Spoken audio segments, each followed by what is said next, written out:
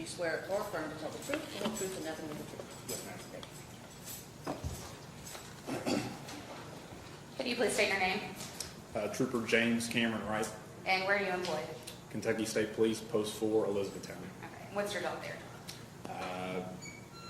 Road unit, trooper, work the road basically. How long have you been in law enforcement? 4 years. Has all of that been with the state police? Yes. Okay. Talk to me a little bit. Well, tell me first, where are you from? I'm from Elizabethtown, Okay. born and raised. Okay. Tell me a little bit about what does it take to become a police officer? Well, you got to meet certain qualifications. I know for us, you've got to complete a 6-month academy, pass background checks, polygraph test, physical fitness test, and an entry written exam. Now, were you working for the Kentucky State Police in Elizabethtown on November 7th of 2020 at about 6:30 in the evening? Yes, ma'am. And did you have reason that day to make contact with Ms. Chastity Brock? Yes, ma'am. Can you identify her, please? Yes, she's right there next to her counsel. Okay. All right. So, and now you have had a chance to review the in-car video that you provided to us, correct? Yes, ma'am. Okay. Now we're going to get to that in a second, but tell me about what happens when you first make contact with her after you pull her over and she stops her car. So when I go to pull her over, we start going over to the right side of the road actually, and she actually puts on a left turn signal, which I thought was odd. But when she pulls over to the right, make contact with her, I noticed slurred speech. I even asked her if she has any speech impediments, and she told me she did not, so she doesn't have a list.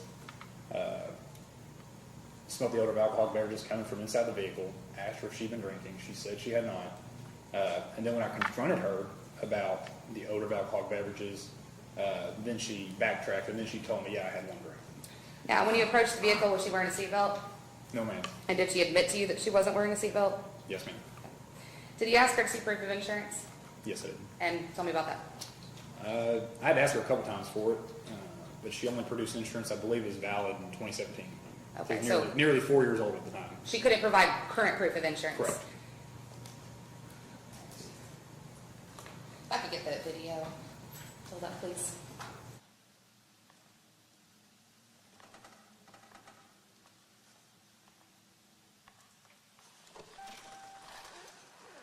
Be honest with me, okay, ma'am? Yes, sir. I'm going to ask you one more time. How much have you had to drink tonight? I had a drink on the way down here. Okay. Let me ask you another question. Yes, sir. Do you have any type of speech impediments, anything No, like that? no, sir, I don't. You're slurring the words very badly. Okay. Is it just one drink? Yes, sir. Okay. Judging off your slurred speech, or okay. Well, nervous, you didn't know anything about me while you were driving, and you're driving forward. Okay. I was on the phone. I was talking to my friend, the duo thing. I'm sorry. Okay. You're also not wearing a seatbelt. You weren't Yes, wearing it. sir. You weren't wearing it when I came up. No, sir, I was not. Okay. Let me see your insurance, please. Okay. Is this the only insurance card in the vehicle? Yes, sir. Okay. It's nearly 4 years old. Well, 2017. I mean, I know it's insured. I mean, I don't know. okay, what can I do? Walk back to the front of my car. Yes, sir. Do you take medications? I do. What kind of medication do you take? I just take Wellbutrin. I take levothyroxine. I take, it's just for my thyroid. Okay. You have a pain medication? No, sir, I don't. Okay. You have narcotics? No, sir, I don't. You know what to do? Put your butt face in my car. Okay. Okay. You're going to put your feet together. Yes. Step over to your right. Just right there, okay? You're going to place your feet together and keep your arms out to the side. Yes, sir. All right? Hold that position if I tell you to begin. Yes, sir. Okay? All you're going to do now is you're going to follow the tip of my finger using your eyes open. Yes, sir. Nothing else. Do you have any issues with your eyes? No, Still smell this odor of alcohol beverages coming off you. It's strong. Okay? yes, sir. So you are going to be under arrest for DUI. You ever had a DUI before? About 20-something years ago. Okay. I need you to place your hands together like a fire. Okay? Nothing illegal on your person? No. Thank you. Trooper Wright, good afternoon. Good afternoon, sir. I just have some follow-up questions for you with respect to the events that transpired on November 7th of 2020 with Ms. Chastity Brock. Okay? Yes, sir. All right. Now, first things first, I think one of my most burning questions about this whole interaction when I first got this case, you know, this is 7.5, give or take, months since the start of the pandemic, correct? I'm not sure when it actually started, but probably, yeah. Around March, does that sound Yeah, about right, December. of 2020? Right. And this is November Yes. of 2020. Yes. Even the booking photo that was passed around that the jurors got to see of Ms. Brock that evening, even she has a mask kind of hanging off her neck, Right. right? You were not wearing a mask that night. Correct.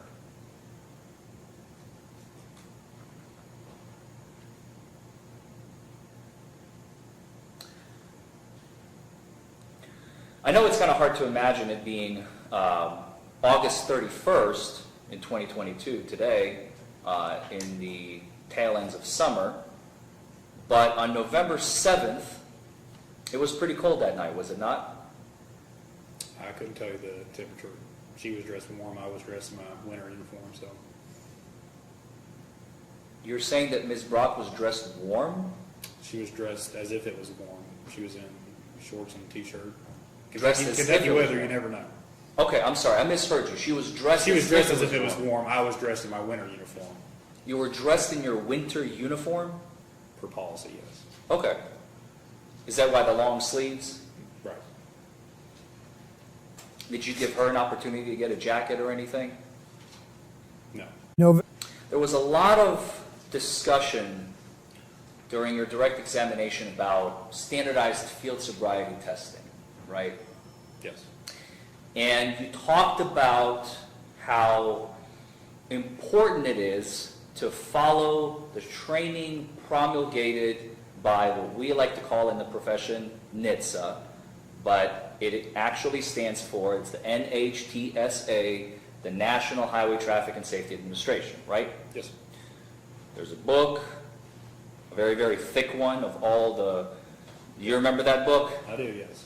You had to go through that book and then another book when you went through ARIDE, the Advanced Roadside Impairment Detection Enforcement, right? Correct.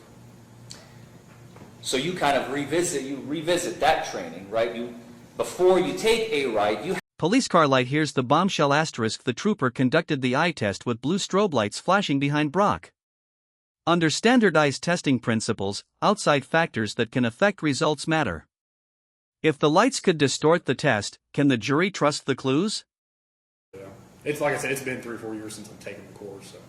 No, that's fair. I just want to clarify for the ladies and gentlemen Yeah, of the jury. there's like an entry thing to it that you have to be at a certain standard, I would say, what they call it. Okay. And one of the things that the National Highway Traffic and Safety Administration manual promulgates, as they have it written down in how you are trained, certain individuals should not be administered standardized field sobriety testing. Is that correct? What do you mean by certain individuals? Like, People over the age of 65, for example, correct? I believe the manual says that the results are skewed a little bit if they're over 65. Doesn't mean you cannot put them through field sobriety, but they're not, I would say they're as reliable. So the results could be compromised, I believe is what the manual says. Does that ring a bell? I don't know the exact word, but I know that they're not as concrete, I would say, as if 20, 30-year-old person. Not as reliable, using a word that you Yeah, said. that'd be. I believe the language in the manual, and please correct me if I'm wrong, I read it a while back. There's a section that says, if the standardized field sobriety tests are not performed in accordance with the standards in this manual, the results of the tests may be compromised. Does that ring a bell? If you're telling me that's what it says, then I'll take your word for it. I can't correct you because I don't know the exact Okay, language. all right, fair enough. But we both agree that it's, if not that language, the reliability is put into question of the results of the test, That's of fair. course, right? That's fair. And one of this group of individuals that should not be administered these tests because the results may be compromised is anybody that is 50 or more pounds overweight. Do you remember that? I remember there is something in there about weight, yeah. I just don't know the specifics on that. How tall and how much did Ms. Brock weigh on November 7th, 2020, the night of her arrest? Do you remember? I'd have to look at the citation to look at her statistics on there. Would it refresh your recollection if I showed you a copy of the citation? More than likely. If I approach your Honor? Yes. I have a much copy, but. That's fine. This is the two-page copy of the citation of Ms. Brock on the night of her arrest, correct? Yes. This is the copy we received from the Commonwealth. It's not as polished as the Commonwealth's copy, since they kind of squished 2 pages together under one, the 2 pages of your citation. Can you find on there, I believe it's on the top right-hand side, her height and her weight? And could you tell us what that is to the jury? I'm just going off of how I see it on here. It looks like it's 5'8". 5'8", 155. 5'8", 150. Mine's more clear over there. And I apologize, my copy is just a little, there we go. This is much more legible. Thank you. 5'5", 185. Did you say 5'5", 5'5", 185? 185. Yes, sir. Okay, if I may approach, Your Honor? Yes. Does that refresh your recollection of that night? I mean, I don't really try to look too much into someone's weight, but if that's what it was, and that's what it was. I'm not asking if you tried to insult Ms. Brock or not. I'm simply asking you, did you follow procedure when you filled out the citation, you filled out the details of her height and weight, yes or no? The citation would either be correlating with what she's told me she weighs or what her driver's license would say. Okay, I'm not just making up a weight and putting it on there, if that makes sense. I would sure hope not. It's kind of awkward to ask, especially a woman, about the way. I understand, I don't and know. it's something we have to talk about Right. because the validity of these tests could be I compromised. understand that. I can't tell you how I came to 185. It was either her telling me it was 185 or off her driver's license telling me 185. I don't know. Do you remember before she began the walk and turn test, I couldn't make it out exactly, but she said something about her thighs touch as she walks. Do you remember that? Squishy legs? Squishy legs? Yeah. I think that's what she said she had. Okay. She said that, and we heard that on video, I believe. I think she right? said it once or twice, yeah. Okay.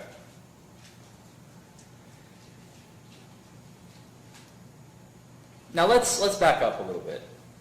So you testified today that at some point, and I don't want to be putting words in your mouth, so I'm going to refer to your citation, and please stop me if at any point I am incorrect. You said that you observed causing oncoming traffic to stop in the middle of the road. Yes. Where was that on video?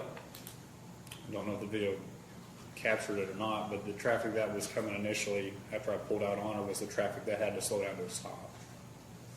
So your video camera did not capture that incident, correct?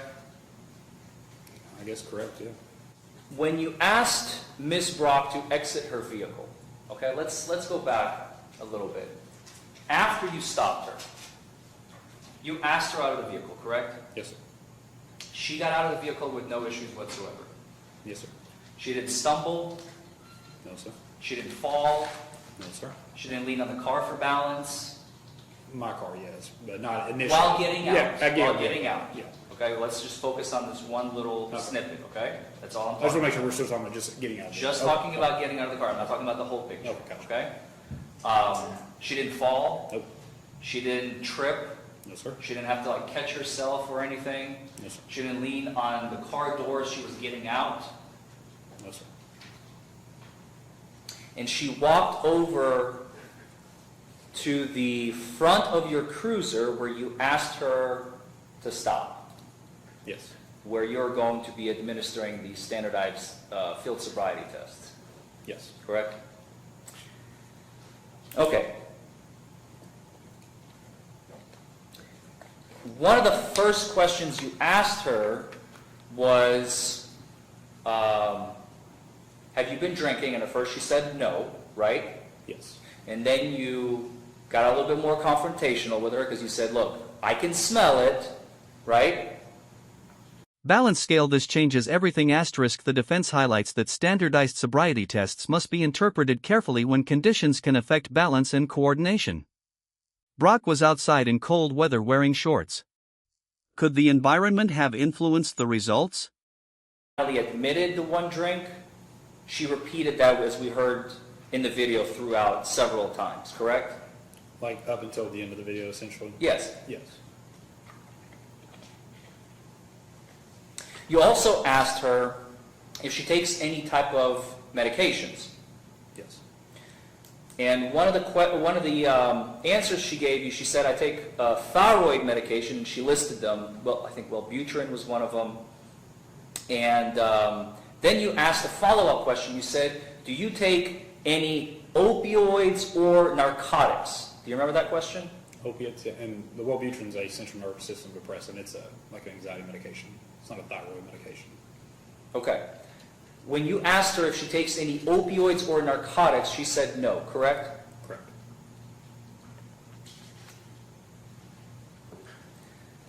After you administered the standardized field sobriety tests and she was placed under arrest, there is a moment where you ask her to give you the phone number of her aunt. Do you remember that? Yes. And she recites it to you from memory. Well, she gave me her number first. Then she gave me a number. First she gave you her number because Yes. she wasn't sure what you were asking, right? I don't know what she was thinking. Fair enough. And then she gave you her aunt's number, Yes, Aunt Betty. with whom you spoke to on the phone. Yes. The video that we watched is the dash camera video of your police cruiser in this case, correct? Yes, sir. You do not wear a body camera. We do not have body cameras, so no, I do not. You did not wear a body camera that night. Kentucky State Police does not have body cameras. I have like an audio pack that goes on my belt, which is why you can hear me outside the car. But we have no dash cam or body cameras. Does that make sense? We have a It dash does. camera. I guess what I'm asking is, because I don't want you to speculate on the stand, because you know your testimony is under oath, right? Yes. And you can tell us with absolute 100% certainty of all, how many posts do we have in Kentucky? 12, 13? 16. 16, thank you. 16 posts. How many troopers is that? Do you know? Pretty understaffed. I would say around 700, 800 maybe. 700, 800 active Kentucky State Police troopers. At the moment, yeah. At the moment. I'd say about around 700. Well, road units, maybe less. What about in November of 2020, since I want to talk about the date of the Judge, incident? objection to relevancy. Well, Your Honor, he has testified that Kentucky State Police troopers do not wear body cams. I just want to make sure if he's speculating or if he actually knows for a fact that every single of these 700, 800 troopers does not have a body camera, personally. I think that that still is irrelevant to, the question is, did he have one that day? And he's obviously said he did not have one. That we have in-car video and that's it. I think that's answered the question appropriately. I think it is asked and answered. I can move on. I'll move on, Your Honor. Thank you. You said that you had your blue strobe lights going at the time that you administered the horizontal gaze nystagmus. Am I remembering that correctly? Yes, sir. Do you have a switch in your cruiser that would turn those lights off? Yes. What happens if you flip that switch into the off position? Then my blue lights go off. You could have done that in this case and you did not do that, correct? Yes, but I'm not turning my blue lights off on the side of the road. That's not safe.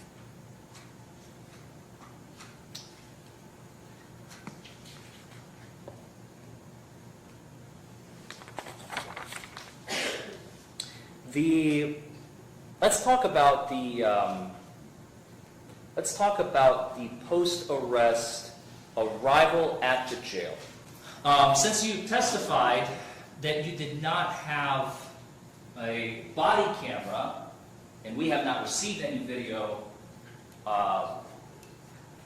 after this current video has stopped, I imagine that there is no video preservation of your interaction with the registered nurse, Courtney. I don't know if the jail has video. Okay. Were you present in the room when Ms. Brock's blood was drawn from her vein? With 100% certainty, I can't tell you if I was or not. I'm 99 times out of 100 I am. But in this case, I couldn't tell you with 100% certainty. No, so you don't remember? I don't recall now. You don't recall whether or not you were present when Ms. Brock's blood was taken? Correct. Did you bring the blood kit to the jail nurse? Yes. Or did she have a kit of her own? No, we supply the blood kits. I keep them in the trunk, and that's just where I get them from, my trunk, and I take them inside. And there are portions on this blood kit, since it's being used for official government purposes, right? And there are certain lines that you fill out. Does this look familiar, officer? Or, excuse me, trooper, right? Can I move over there? Yeah, please, if you would, come on up so you can read it. Can you all see this? I know it's a little small. Yes. Does that, do you recognize, is this your handwriting? This is your handwriting on the left in the black pen. Scroll down a little bit. I wanted to ascertain the top of it because it doesn't all fit on one screen. So you see where it says date blood was drawn. We have the date of the incident at the top, right, November 7th of 2020 at 6:33. The county is Hardin. Again, we have the investigating officer, department, which is Kentucky State Police, the facility where it was drawn, HCDC, what does that stand for? County Detention Center. The jail. Yes. Drawn by Courtney.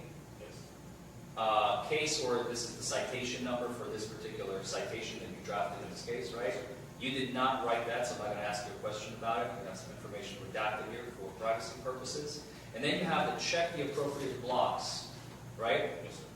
What are you testing for? Alcohol and drug screens specified, Yes. right? And then we have something called a chain of possession, Yes. and that is completely blank. Were you the one to put the vials back into the box, or was Yes. it Courtney? I do. I seal it up and everything, yes. So you touch the vials as you put them into the box? No, the nurse usually lays them in the styrofoam container, and then I just put the lid on top and then seal it and then put it in the bag. Okay. I try not to touch the vials just because usually there's blood or some type of cleaning solution or something on there. Okay. After you seal it, is there special tape that goes over to make sure that the package doesn't open in transit? Balance scale. This changes everything. The defense highlights that standardized sobriety tests must be interpreted carefully when conditions can affect balance and coordination. Brock was outside in cold weather wearing shorts. Could the environment have influenced the results?